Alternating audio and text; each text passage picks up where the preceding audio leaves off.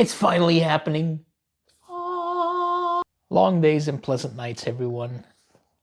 It has finally begun. I have started book number 1, The Gunslinger, in the Dark Tower series. I've been waiting so long for this, at least a couple years. And before I could start with this properly, I wanted to do some pre-reading, as you already know, if you've been watching my latest videos. Am I in the frame? Yes, I am. So my pre-reading consisted of Salem's Lot, It, and The Stand, close to like 2,700 pages, give or take a few, yeah. And The Gunslinger is 251 pages, so I'm gonna blow through this one, I hope. I'm currently sitting at page 39. I have read this book before, almost 20 years ago, I think, and it was in a different language. It was in Dutch. I'm a big fan of watching or reading whatever medium it is in its original language. And now reading this in English is a completely different experience because I don't remember that much of my reading of this book 20 years ago. But this one has been able to like grip me from the very beginning. Stephen King is, if I compare it to any of these 3 stories, it feels completely different. You immediately feel that this is part of a like huge universe. Like there's a lot of stuff going on and you get dropped into it completely oblivious. There's a lot of words, terms, ways of forming phrases used that you don't really understand yet. And it only makes you like more curious to find out what it all means, where it all comes from, what the history behind it is. There's already mentions of different worlds.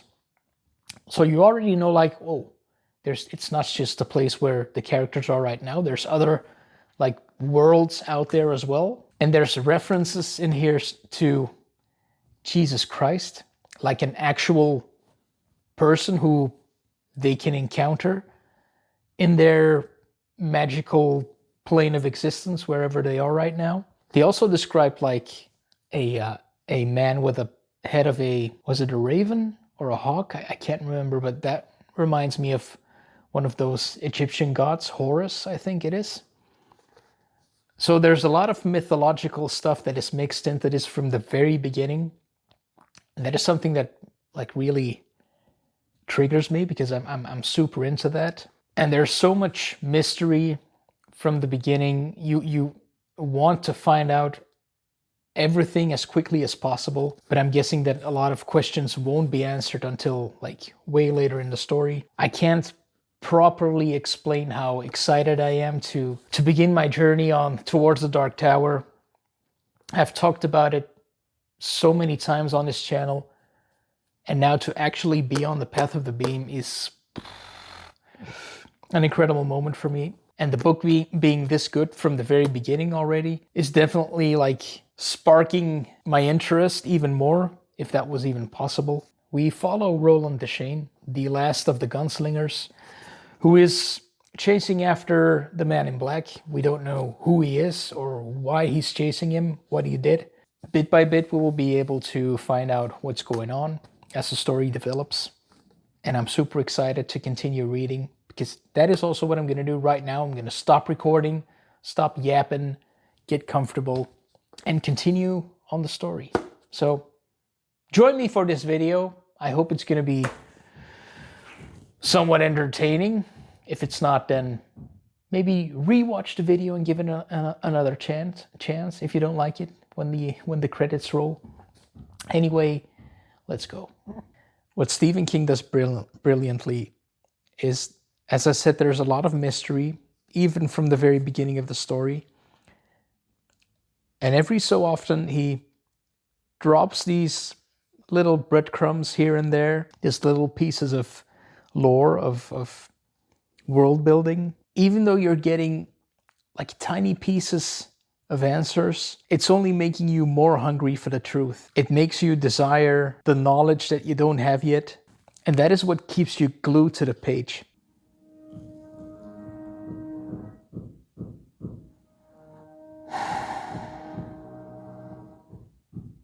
Ah, my sofa.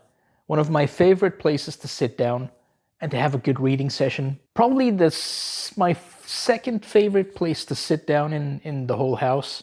Number one being the toilet. Someday scientists will be able to explain why a man loves to sit on the toilet so much. Wash.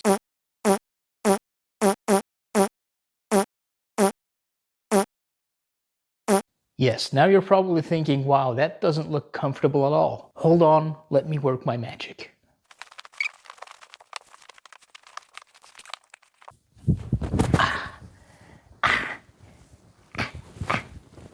Yes. Oh yeah, that's a sweet spot. Good lumbar support, good arm support, leg support. And now we can begin our reading session.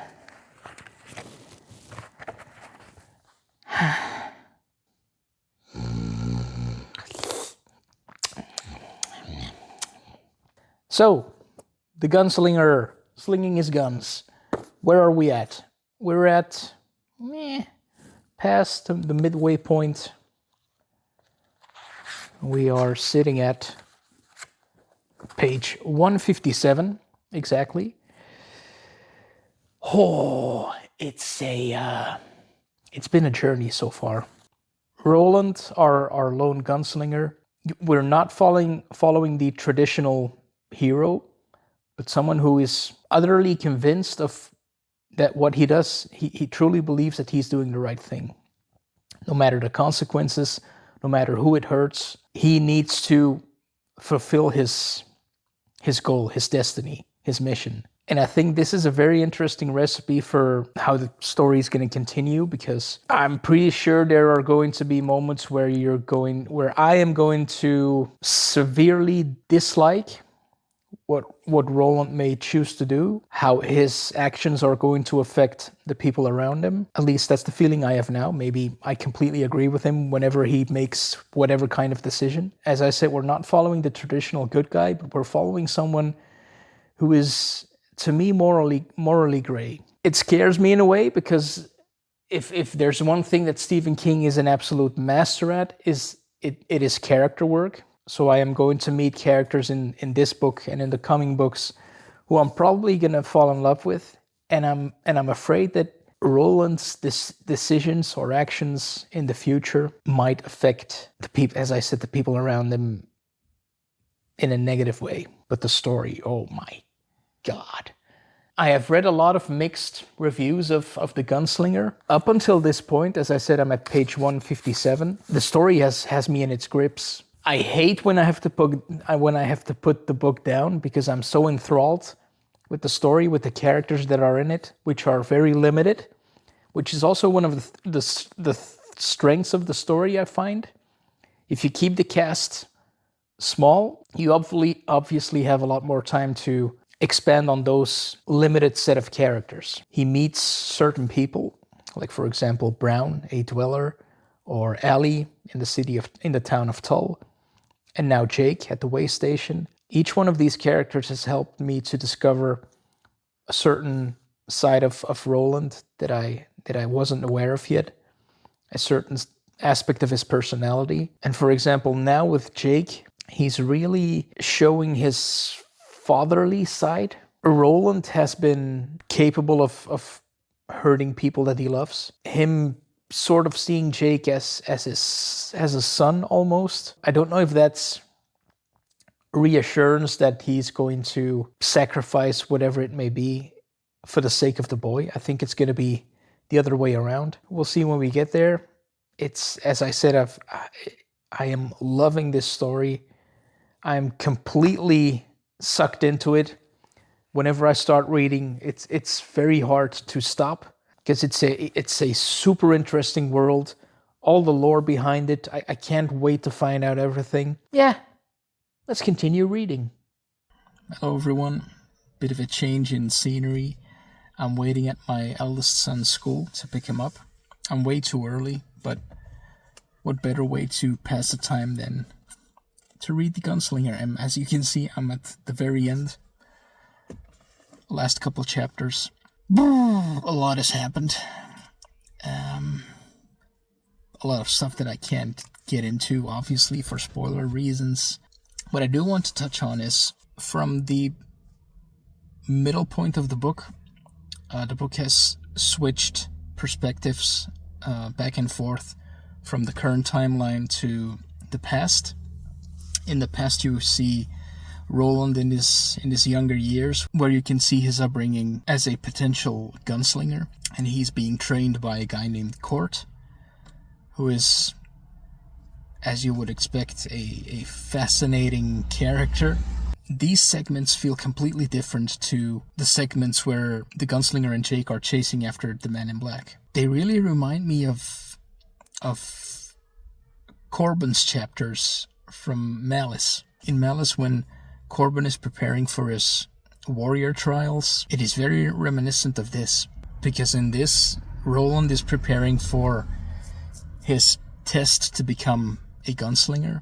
And while I was reading this, I was constantly reminded and transported back to how I felt while I was reading Malice. But what I also really like in this past timeline is there's a lot of intrigue. There's an antagonist that may or may not be the man in black as well. There's this whole plot that involves Roland's parents somehow. You don't know how, and neither does Roland at this point in time. So he's trying to figure out what is going on, what hold this man has over his parents. And in the current timeline, Roland and Jake are seemingly catching up to the man in black. So that part of the story is also reaching its climax now. So if you're curious about what I think of the actual ending of the book, how everything is going to wrap up, stick around, and I'll see you in a bit. Ladies and gentlemen, I have finished The Gunslinger. It's a bit of a weird sensation, because instead of feeling like I just finished the book, it feels like I'm only starting an epic one. Because this book isn't just the beginning. It gives you a lot of questions. It gives you some very strange moments. It gives you half answers.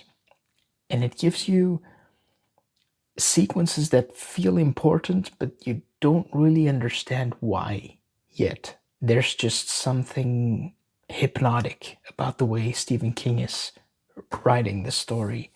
And he was only 19 years old when he wrote this, which is absolutely baffling. Hence why the number 19 might be of some significance in this. And every conversation feels like it's hiding some cryptic message underneath. Like you're constantly looking for clues. But the thing is, you don't really know what to look for yet. I have some ideas, because there's a lot of foreshadowing in this book. I think I have somewhat of an understanding of where this is going to go in the end. I may be completely wrong, but I think I might have some ideas. Roland himself he's one of the most fascinating protagonists I've ever read. Because, as I've said before in the video, he's not your traditional hero, your traditional good guy. He's not charming, he's not comforting. He half of the time, he barely even feels human. But there's this gravity that pulls you towards him, no matter how bleak things get. And he has this, I don't know how to describe it, this aura around him that you feel like he's almost untouchable. And something that surprised me as well was that this book doesn't take you by the hand and stop to explain everything. It basically throws you into this broken world and tells you, all right, go ahead, see what you can find. This book has been so good in piquing my curiosity and giving me that itch that I want to scratch. Because you want to know, you want to find out everything, you want to know the history, the lore, everything that's things that are mentioned throughout the story that right now you don't have a clue what they mean. But underneath all the mystery and all the weirdness, there is this constant feeling of destiny Like the tower is constantly pulling you towards it. There is an end goal that you know you are heading towards. Every step that Roland takes matters, and every moment you are compelled to pay attention, because you don't want to miss any details or any clue that might point you in a certain direction, or give you somewhat of maybe some clarity about a question you might want answered. Rarely have I ever felt this compelled to continue reading a story. There's just something about it and I can't put my finger on it. I can't explain it, because now I need to know more. I need to know more about the tower. I need to know more about Roland, about his family, about his past, about this world, what all of this is actually building towards. And this is only the beginning of the journey, which I'm very grateful for, because I am super excited to be able to embark on this incredible journey that is waiting for me. And next up is going to be, of course, number 2, the drawing of the 3. The man in black fled across the desert, and now I'm following him too. I wish you long days and pleasant nights. Bye bye.